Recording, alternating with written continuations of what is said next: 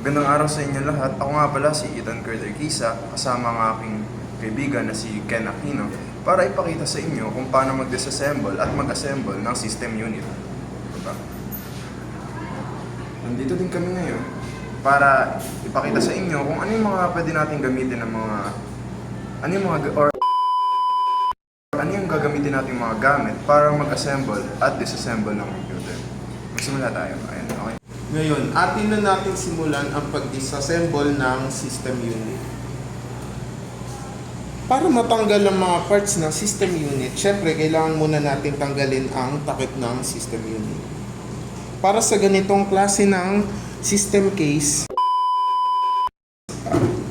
unit na case na ini-slide lang, syempre kailangan mo munang i-slide. Pagka-slide mo, tsaka mo siya tatanggalin.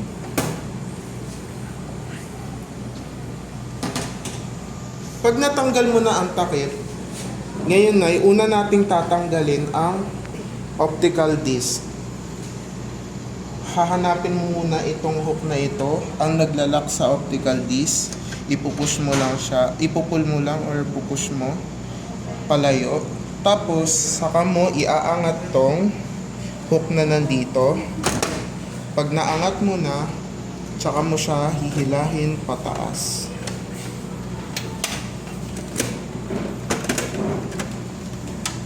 Tanggalin ang mga cords na nakasabit at ayan, natanggal na natin ang optical disc. Pagkatapos mo siya matanggal ay hihilahin mo naman ang kanyang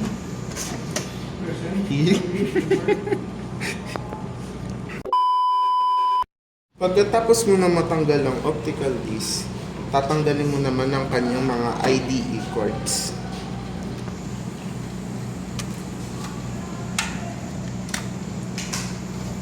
Yan, tanggal mo na siya.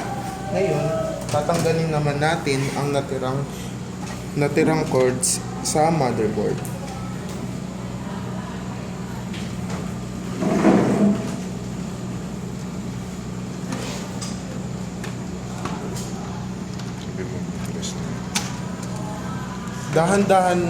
Dahan-dahan sa pagtanggal ng mga cords na nandito sapagkat maaari mo masira ang iyong motherboard.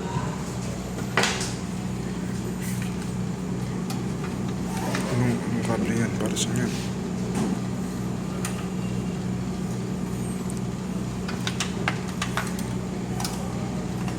Matapos mo na matanggal ang cords ng IDE, saka mo naman tatanggalin ang mga IDE cords ng power supply. Ito po kasi yung power supply.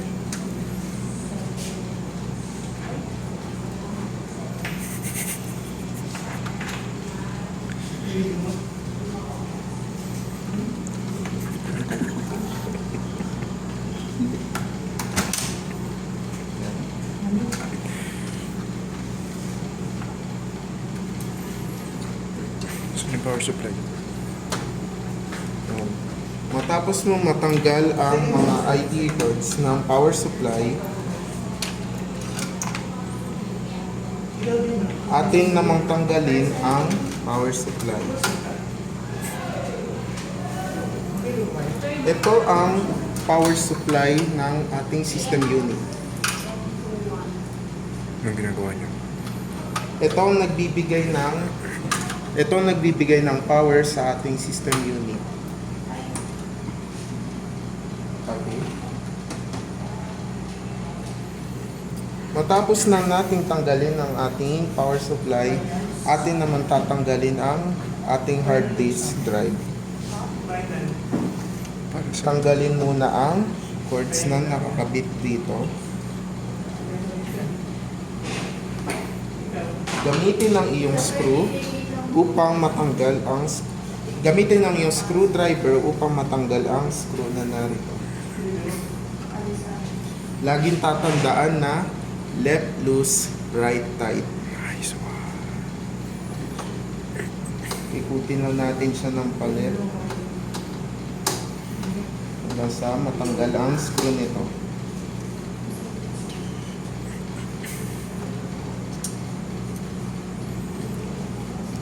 Matapos nang tanggalin ang screw, atin naman tanggalin ang hard disk drive.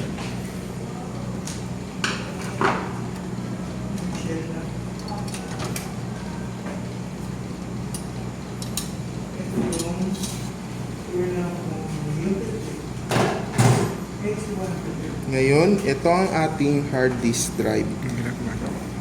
Dito, dito naglalaman ang storage ng ating system unit.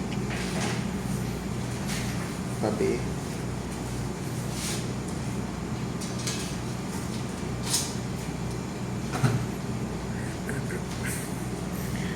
Matapos na nating matanggal lahat, atin namang isusunod ang ating SSD ROM. Dito ba naman yung heatsink na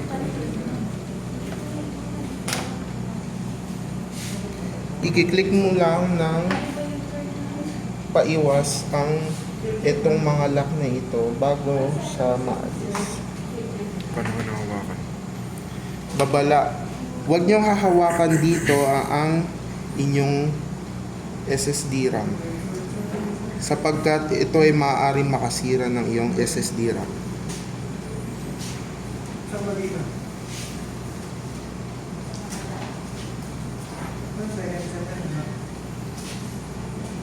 Matapos nating tanggalin ng SSD RAM, atin na maaalisin ang motherboard. May screw yan. Tanggalin ng mga natitira pang cords.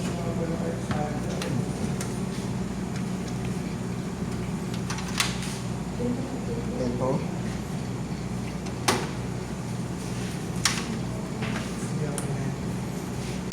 Ito. At ito.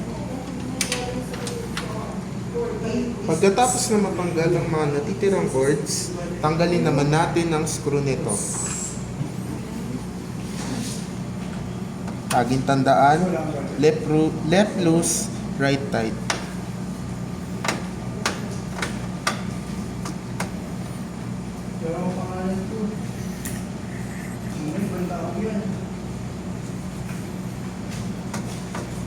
Matay. Ano yun?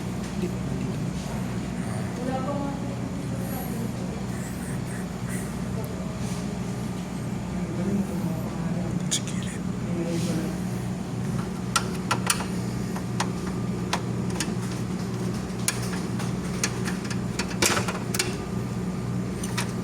Yung sa'yo, paano natin gagawin? Hindi mo gagawa. Ano natin?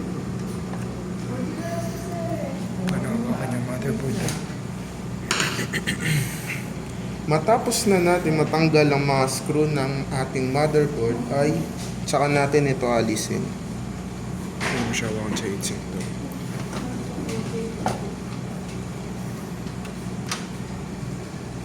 Paano hawakan? Ngayon natanggal na natin ang ating motherboard, ito na siya ngayon. Paano siya hawakan? Pahintulot na ang paghahawak na ating motherboard ay lagi dapat nasa gilid at hindi bawal hawakan ang nasa ilalim nito. Dating itabi. Paano mo gagawin yung sa'yo? Natapos na natin ang pag-disassembling ng system units ay babalik naman tayo sa pag-assembling nito na ating nagaganapan ng aking kagrupo na si Ethan. Ngayon na natanggalan natin yung parts ng system unit natin, tuturuan ko naman kayo kung paano magbalik. Lagi natin tatandaan na kung ano yung pinakahuli ninyong tinanggal sa system unit ninyo, yun yung dapat na unahin ninyong ibalik. Kaya sa case natin, yung pinakauna nating tinanggal ay ang motherboard. Kaya itong motherboard na to yung una nating ibabalik.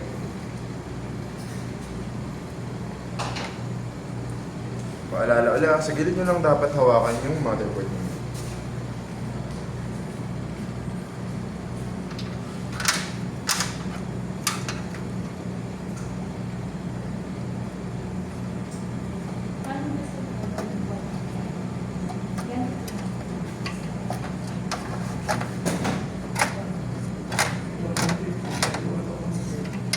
Yeah, tapos ayusin na lang natin para mag-align yung sa mga screw.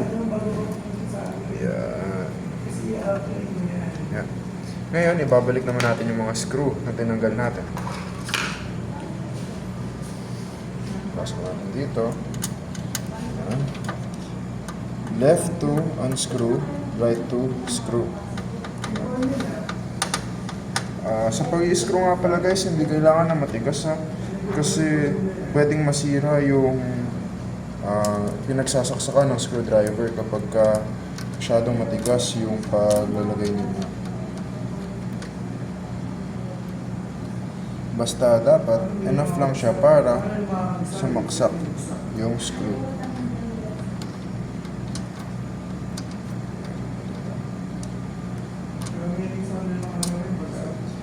Medyo mahirap lang siya ibalik kasi ang laki ng daliri ko. Yan. Tapos, sasaksak naman natin yung kable na to. Siyempre, yung color white na kable or yung color puti, pupunta siya dito. Yan. Bakit hindi dito? Kasi kulang to. Dito siya eksakto. Yun lang yung pinaka-explanation na. Yan. Dapat sure na talagang nakasaksak siya guys ha. Kasi pag hindi, pwedeng hindi gumana yung system unit ninyo. Yan. Sunod naman natin ibabalik ay ang ating rope. Ito. Gaya ng sinabi ng kaibigan ko kanina, sa gilid lang natin siya pwedeng hawakan kasi pwedeng masira. Sasaksak natin siya dito. Ngayon guys, pag binabalik nyo to, okay lang na itulak nyo lang siya. Hindi nyo kailangan na i-clip in kasi kusa na siyang mag-clip in pagka saksak ninyo. Yan. Yun. Yan, naka-clip in na siya. Next natin ibabalik ay ang ROM natin or yung hard disk.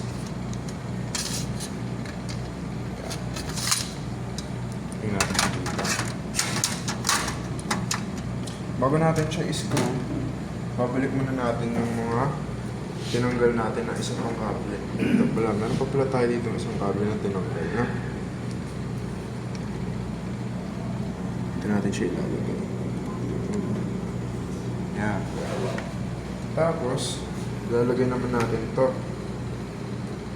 Itong kulay pula na kable na to. Or yung basta kable siya. Yan. Kung titingnan niyo yung loob niya, meron siyang tamang structure ng paglagay. Hindi niyo siya pwedeng basta isaksak lang kasi masisira siya. Yan. So, bali kung saan siya naka yung butas niya, doon niyo dapat siya isasaksak. Saksak natin siya dito. Saksak din natin siya dito sa ating hard disk. Yan. Dito. Up. Yan.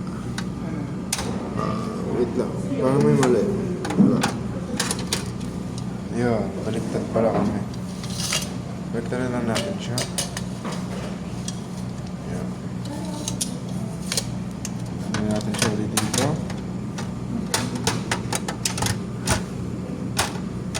Ayun. Natin to. Saksak natin siya dito. Kasi kanina, baliktad, nakaikot siya. Ngayon, nandito yung butas niya. So, pwede natin siyang saksak. Ayan, nakasaksak na siya. Ayan. Next naman natin ibabalik ay yung ating power supply. Ito. Pagka ibabalik ninyo yung power supply ninyo, laging dapat kung saan nakatapat yung saksakan, doon siya sa butas. Dito sa butas ng case natin. Kasi paano nga gagana yung system unit kung hindi nyo naman nasaksakan yung system unit o yung power supply. Lagyan natin siya dito.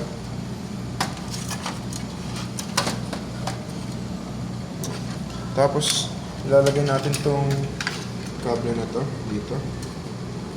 Ito yung pa-power sa motherboard na. Itulak nyo lang siya guys kasi masikip talaga siya. Kaya mahirap siya ding tanggalin. Tapos ito naman, itong apat na to. Ayan. Dito natin siya isasaksak dito. Ayan, di dyan. Saksak natin siya. Ito nga pala guys, ito nga pala yung heatsink natin. No? Sa ilalim na ito, makikita yung processor natin.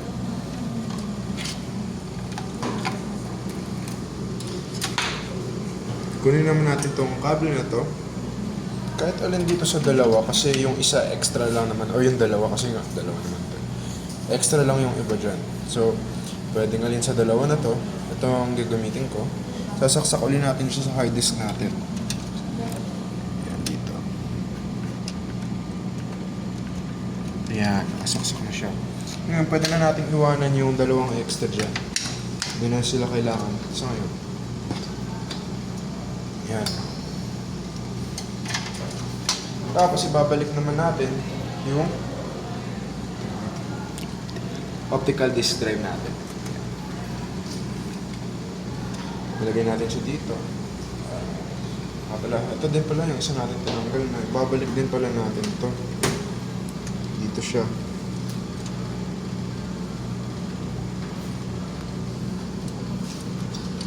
Ayun, natatago siya dito. Ayun, nagtatago siya. Makita. Ayun, nakasaksak na siya. Tapos, yan, babalik na natin to. Pero bago natin siya ibalik, para hindi tayo mahirapan, isaksak na natin yung tinanggal natin na kanina na ID cable. Saksak natin siya dito. Ayan. Yan, saksak na siya. Tapos, i-connect natin dito.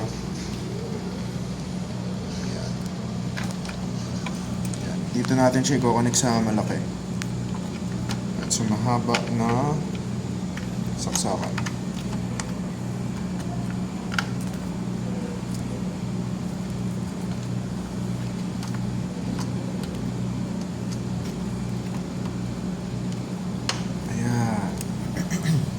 Tapos, para mabalik naman natin to, hanapin nyo lang yung mga butas dito sa gilid. Hanapin nyo lang yung mga butas dito sa gilid. Sasaksak natin yung ulit. Yan.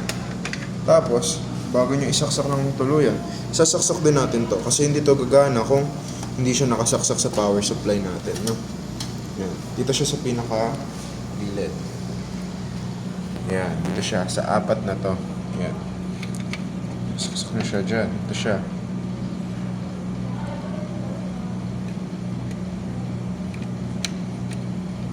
Ayan. Ngayon nasaksak na natin siya, pwede na natin siyang ibaba. Pero syempre, dapat na kapag ibababa na natin siya, yung maluwag siya. Okay lang naman na medyo mahirap siyang ibaba. Pero mas prefer kasi yung mas madali siyang matatanggal. Mas mahirap kasi siyang ibalik. Mas mahirap kasi siyang isaksak kapag kayo mga kable ipanipon. Ayan, ngayon nabalik na natin lahat. Pwede mo na ilagay uli yung cover kanina na tinanggal natin.